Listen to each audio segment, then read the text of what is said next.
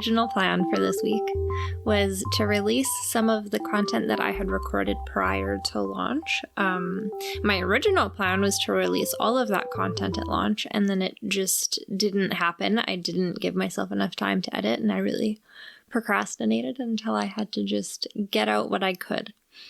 And then I was listening to the episode that I planned on releasing this week, and I feel like because I recorded it, I think honestly almost a month ago at this point, because I recorded it so long ago, it feels very distant already. That's something that I'm sure that will happen a lot with this platform, is that I will change gears and change opinions and change thought processes and change paths quite often. So buckle up for the ride.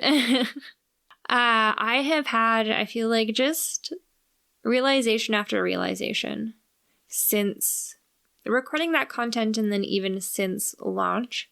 And I think that all of it is cool and important for the journey that I'm on anyways. This episode that I had recorded was all about my voice, and specifically the drive between using this platform to really help find my voice and use it. And I think that that's really important. And I think that that is like a huge piece of the puzzle in my drive in life, and my purposes behind everything, and the way that I am creating and going about putting content on this platform. I have been kind of struggling to come up with things because when I went into this, I was just trying to get my head around like the basics of everything. So I read so many articles about starting a podcast, and anytime that you read an article about starting a podcast, it is for the intention of money, and there's marketing behind it, and there's just, it's really logistical, and like I just could not be fucking bothered. Like, I'll get there at some point. I want to do so many huge things in this lifetime that I'm gonna have to get to a point where I am comfortable marketing and everything, but that's not what my goal was here. My goal with this platform, above how it makes anybody else feel or comes off to anybody else, is for me to get comfortable in my fucking voice and my opinions and voicing them and telling my truth on my recollection of events. Because that's not something that I have done often or prioritized or valued in my life. And that needs to change. That narrative specifically in my life on my healing journey needs to change. A lot goes into my voice and why I have not always necessarily felt comfortable sharing it. Starting with my parents, my biological father was very neglectful, and I don't think was ever there for me in a way that I needed him, and I don't think that he ever heard anything that I was saying, or cared to hear anything I was saying. I felt like him spending time with me was always an obligation of his, and I didn't feel like I was valued as a person in that relationship. And it was very transactional. He used to buy my love and my affection when he would see me, because he didn't see me, he would see me on the weekends, but because he wasn't parenting and because he wasn't showing up in my life, his solution was to buy me shit. And that worked because I was little and Barbies were cool. I didn't realize what emotional intelligence or life skills was. I just was chill with going to the store with my dad, And then my relationship with my mom and even my stepdad is we don't talk about things. We don't talk about our feelings. We don't talk about our problems, really. It's not something that we discuss. I wasn't taught to value communication or conflict resolution or feeling my feelings. I was very much taught to suppress them. Suppress them specifically in comfort of other people, because the adults in my life didn't know how to not only teach me how to navigate those emotions, but also navigate the emotions that I was having themselves. And then that kind of just carried on into my teenage and adult relationships, as that often does. Mom's very much the type of person that resorts to anger and uses anger to get things, and then is like mean and loud, and that's what I grew up watching. So that's how I learned to behave and to react in conflicts, and that's obviously not the way to resolve conflicts. Or to make people feel safe and secure communicating with you, or it doesn't get you very far. And I learned that the very, very hard way. And I just found partners that would kind of rehash those relationships with me. Until the very first partner that I had wasn't okay with being yelled at. And that, it did something really, really powerful in my life, but it also kind of really fucked me up, because that was the only way that I communicated at that point. So I had somebody that I viewed as really safe and stable and quite secure. I would say that he's a quite securely attached human, if I had to guess. And to have him tell me that I was communicating wrong, that turned into me just shutting down. I didn't know how to communicate without screaming at people. And that was screaming at people was already the result of mass amounts of suppressed emotion. That was me building up so much resentment and hurt and feelings of disrespect until I literally couldn't fucking take it anymore. And then I would just explode. And then the big reactions are on me. And that is an abuse cycle, as my therapist has pointed out. Thanks, Maureen. It was necessary for my journey for me to stop or try to stop yelling at people. I guess that's not on any journey like this. It doesn't just stop. This is something that I have had to work on pretty regularly. But that did kind of just make me shut down. And I started to work on communicating a little bit more. I dated another person after that, and it was really shitty. And I don't remember screaming at him ever, but I don't necessarily remember talking to him.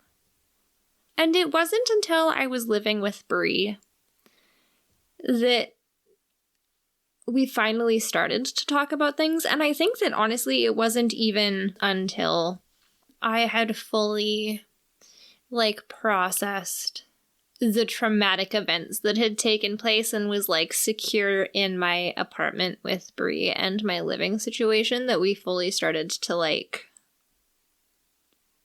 break down walls and shit.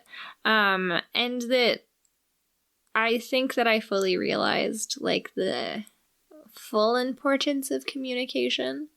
And since then I've been working really, really hard on it. And I thought that I was getting to a place where I was just fucking phenomenal.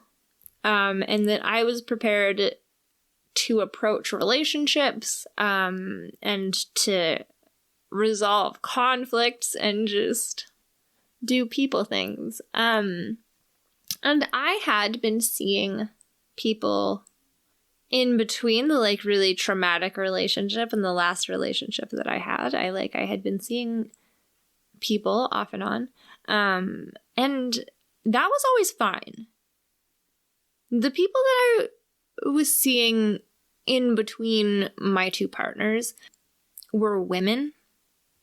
And I don't know how much that impacted, like, I don't know, maybe my fight responses or whatever it is that makes me want to fucking fight a man. But, like, I'm less likely to fight a woman, you know? And I don't know why that is. We'll probably unpack it at some point on this podcast, but I felt like I was doing really, really good communication-wise. And then me and my last partner started seeing each other. And I feel like we both communicated really well going into it. And this is the, like, really fucked up part. We're going to touch on this a lot more. But one of my least favorite lessons in this life is that, like, as much as you might fucking want it to be, love sometimes just, like, isn't enough. And unfortunately, neither is communication. I feel like we both tried to communicate so hard, and I feel like we love each other so fucking much, and it just, I think that was the worst part, is that, like, the communication that went into it, and the, like, foundation and love that we built, just, like, it wasn't enough, because there is so much fucking unhealed trauma, and we are playing into such toxic fucking patterns that without us both being stably attached fucking people that have done a lot of healing, the reality is that we were just going to hurt each other, even with the best of intentions, which we had for each other. I don't remember we're going to call him Kyle for the purposes of this podcast. I haven't decided if I'm going to fully disclose names or, like, nicknames of any of my other partners, but the really traumatic one is going to be Kyle. And I don't really feel like I remember having issues with him about me yelling. I don't really remember yelling at him. And I don't ever remember him being like, hey man, you can't yell at me. Granted, I did start to record half of an episode about this whole ordeal. And quickly realized that I have just put up a huge fucking wall about all of the information of that relationship, and I have blocked quite a bit of it out. So, like, maybe he did have an issue with me yelling at him. I have an issue with a lot of the other things that he did. So, like, I don't really give a fuck. Sorry, Kyle. My last partner, however, also didn't like being yelled at. And, like, again, I'm not saying that that's not fair. I don't think that people should scream at other people, you know? I'm not saying that I'm proud of any time that has been my reaction, but I am saying that my baseline emotion is love. And it takes me a lot, so fucking much to bring me out of love. And if you get me to a point where I feel so disrespected and unheard that I yell, and you still don't fucking hear me, and you then make it about me yelling instead of the fact that you can't fucking listen, like, that's not on me. And I'm gonna be real, that's a conversation that I've had with him since our breakup. Particularly, there was one interaction that we had over text where we were in conflict. And he told me later on that I had been yelling at him over text. And I was kind of just baffled because, like, I was texting him. And, like, I might have been texting him kind of aggressively. But, like, me being mean in this last relationship is such a vastly different experience than me being mean in any of my other relationships, because I don't like being mean. This was also after our breakup, and at this point, all I have is the facts. And if you don't want to hear the facts, then that's on you, man. But he told me that I yelled at him over text, and that kind of just baffled me. So I did have a conversation with him later on about the fact that his issue is not with my volume. His issue is with me aggressively stating opinions that don't align with his. And he didn't have much to say to that, but he did kind of acknowledge it. So, like, that's something. Here's my thing. Brianna once said that one of their favorite things about me, and, like, Brianna's told me that a lot of my qualities are their favorite thing about me. One of them is that if a man gets in my face, I will get more in his face. I will get so in his face that we're both super fucking uncomfortable. I'm not afraid to take it way fucking farther than any man can even fucking fathom to take it when approaching me on some bullshit. So, like, don't. That's the bottom line there, is don't. I will take it too far. And then we're both gonna be upset, you know? Like, that's not my preference, but I'll do it. And, like, I don't necessarily know if he's had partners that challenged him like I did. And then I also, like, I say that I'm manic pixie dream girl men. Or that they manic pixie dream girl themselves. 'Cause I am just like a little fucking fairy. And when I meet people, I'm really excited, you know? Like, I just fucking love connecting. And I love love, and I am just so hopeful and optimistic and empathetic and, like, vulnerable with everybody. So I meet men and they're like, wow, you're incredible. And I'm like, thanks, I know. And then I have emotions that are to be expected of a fucking fairy with just, like, a heart full of love. Like, I don't know that people fully understand that, like, things are a balance, you know? Like, the capacity that I have for love is directly mirrored by the capacity that I have for anger. And I don't like to be angry. It's a really uncomfortable emotion. I don't like it. I'd rather have a conversation and understand and be empathetic than be angry.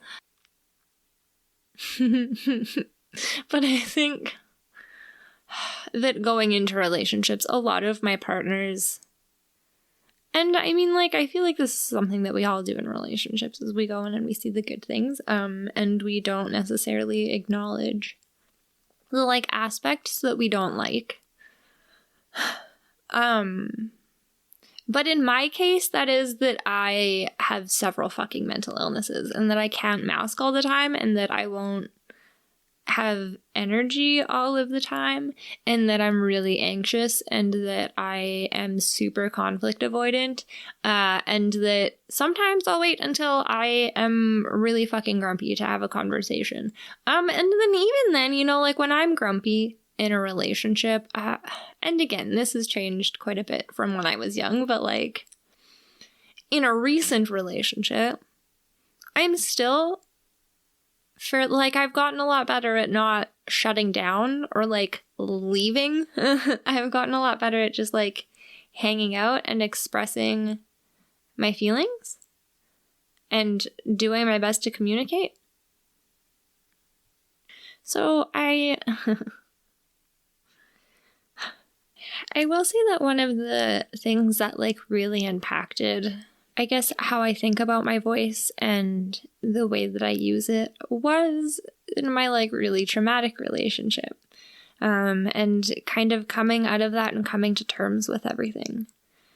because I went through quite a process and I did everything according to the legal system and I followed all of the steps and I still just I didn't get a resolution. And I think that hurt more than anything. There was quite some time where I wanted to write just slander pieces in newspaper articles and just tear him and his company and his life the fuck apart. He had torn my life apart. And I mean, the really shitty thing about all of this is it doesn't matter whether he's an actual fucking rapist or not. The legal system had played its part, and there's nothing that I can do that doesn't risk my life further, which is fucking stupid. So for a really long time, I was kind of just waiting for an opportunity to come up for me to fully tell this story in ways that were impactful and also in ways that felt healing for me. And in ways that he can't fucking sue me for. None of this is in an attempt to defame or slander him. If I was going to, I would have done it years ago, and I would have done it in a much more aggressive manner than me just barely talking shit about him under a fake name with fake details on my podcast that I created for healing purposes. This isn't about him. This is a lot of this is built off of the way that he made me feel. And that was fucking helpless, man. The legal system didn't do anything, and he just kept showing up places in my life and I couldn't fucking do anything about it. The police couldn't help me anymore. The Crown fucking prosecutor was nah, man, we're gonna let him just chill, I guess. I asked what the reasoning was and he told me that it wasn't his job to tell me what the reasoning was. So I don't know. The timeline of the traumas in my life, when I look at all of them, is super fucking jolting to actually think back and remember, because I don't know if there's a time that I was ever stable or secure or at peace or felt safe in my fucking life, man. It's just trauma after trauma after trauma, and this instance is just sandwiched right in between two relationships that made me feel when I did communicate and use my voice that it was too much, and that I was doing it in the wrong way. So, learning to take up space and to tell my story and to use my voice is literally not something that I was ever taught to value. But that's so fucked up for self-perception. How am I supposed to value anything about myself if I don't value the voice that I have in the words that I say? And the more that I get into this journey, I kind of warn people when I start talking to them about this journey and they tell me that they're on a similar path, is at some point, it kind of all comes down to being really fucking angry at your parents. And that sucks, especially if you had a good relationship with them before you started healing. My relationship with my parents has gotten a lot better since I started healing. And that isn't always the case. I mean, my relationship with some of my parents has gotten a lot better since I've started healing. My relationship with some of my other parents is completely non-existent now that I've started healing, and will continue to be so for the rest of our lives on this earth. And that's kind of the way that healing goes. And I think that that's in large part to the more that I look at things and the more that I unravel and the more that I the bigger picture that I have of my life, I don't have any fucking skills. Not social skills, not life skills, not I don't have principles. I don't have general knowledge except for the things that I've taught myself. And that I am smart as fuck, and I am a super quick learner, and I'm really adaptable, and I love to learn. I'm always down to teach myself something new, but I have to be interested in it. So the amount of knowledge that I have in completely useless fucking subjects while I'm out here with just like honestly next to no actual life skills is flabbergasting.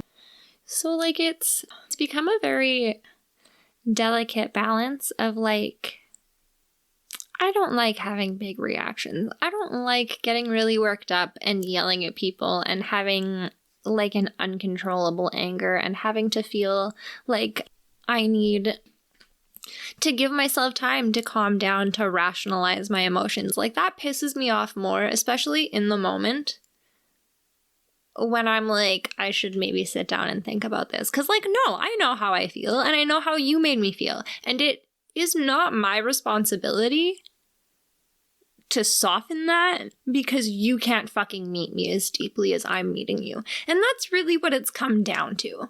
Is like I'm really self-aware. I'm really empathetic. I really don't like hurting people if given the option. And this is why I have played out the relationship patterns that I have and why I fall into a codependent dynamic so often, is because I will always self-reflect and like do the work when I can. So like if you are making me feel unheard and disrespected and consistently ignoring my requests for change or for support or for whatever, and then I get to a point where I'm like actually fucking angry at you and I raise my voice to match the seriousness of the fucking pissed offness that I feel inside of me from being so unheard and honestly unvalued. I'm not coddling your fucking emotions for that as well. That's not my job. Maybe you should learn to fucking listen to people. This is also a fine line to play because like I don't like to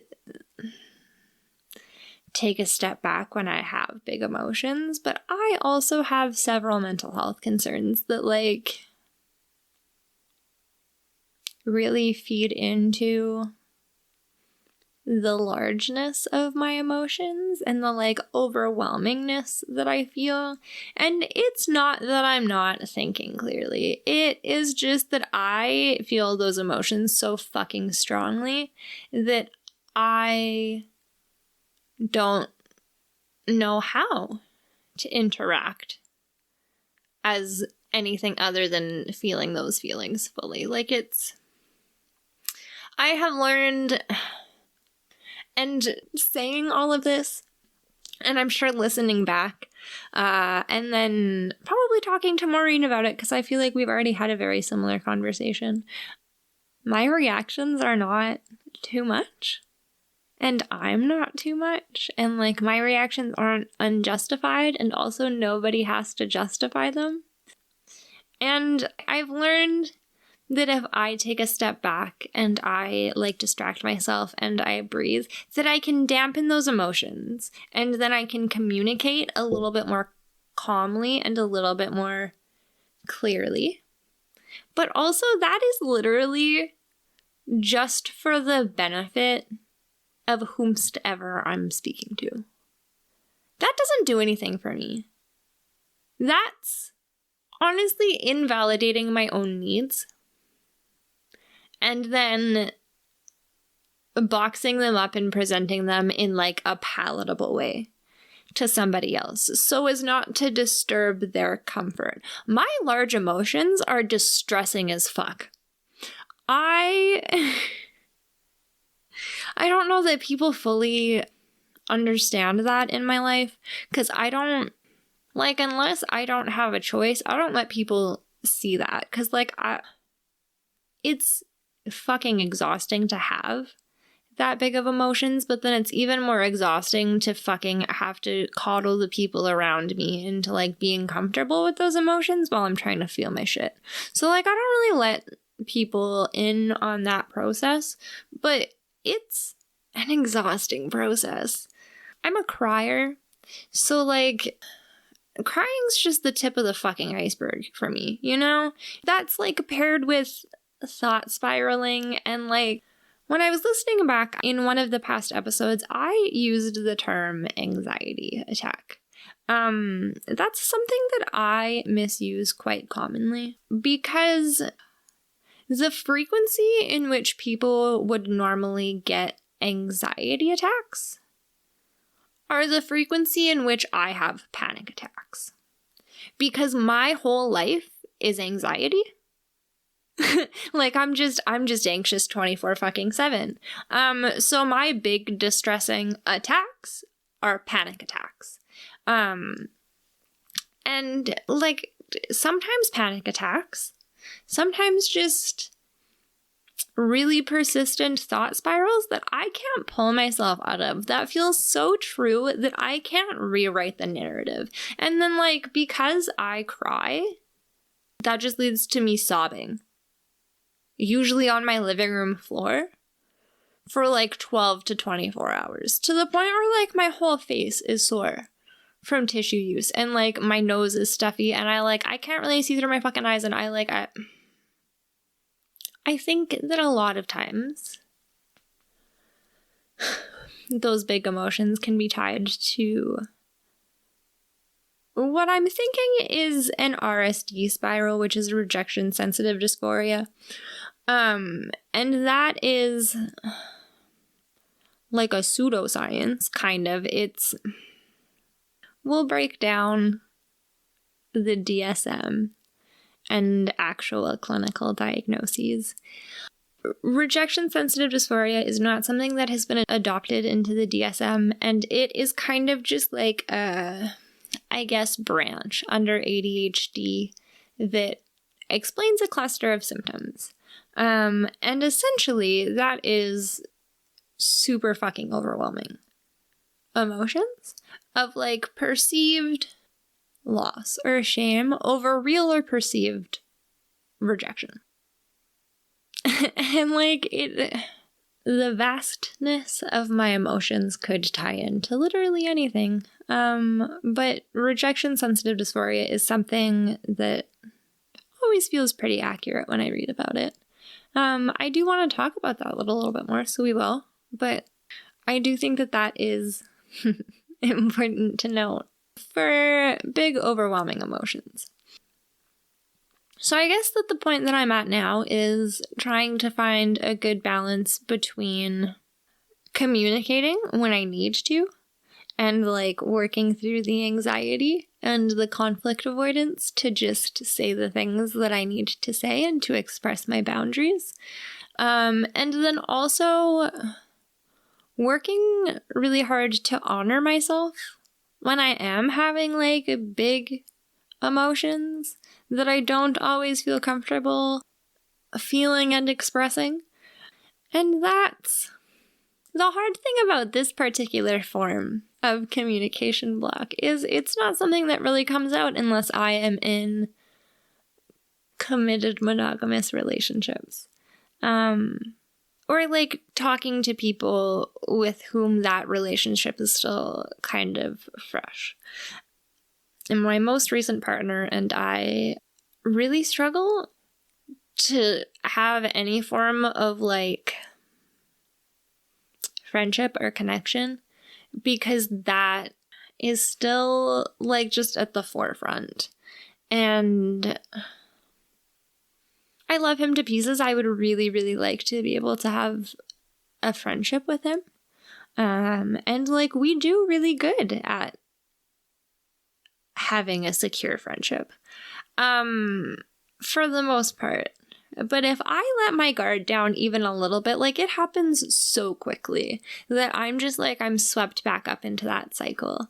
And I am repressing the things that I need to say, and I am, like, feeling shameful for the feelings that I have, and I'm not talking to him. And then that turns into me being passive aggressive.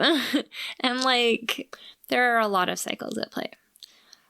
But this cycle particularly is focused on me not repressing my voice, either when things come up initially and I need to address them, or when things come up as like an overwhelming end force and I need to address. That form also deserves to be expressed as much as like a calm and collected thought does. Honestly, even more so, like the more that I dig, the more that I find that when I use my voice in such a loud way, it really comes from a feeling of me feeling alone and unheard. So like deciding that my big emotions are too big to express to other people doesn't help that narrative at all. That's really counteractive. So the work that I'm doing now, and the work that like inspired this podcast, is changing my narrative, and learning to value my voice and the things that I have to say in whatever way they feel like they need to be said, and not limiting my communication, my experience, because I'm also having paralleled feelings or having attached feelings.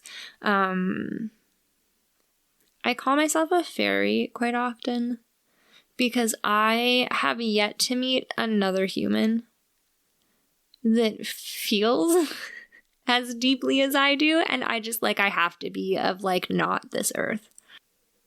Yeah, so the work that I'm doing now is honoring my feelings and honoring my emotions and using my voice to express myself regardless of where I'm at, because I deserve to be heard regardless of where I'm at.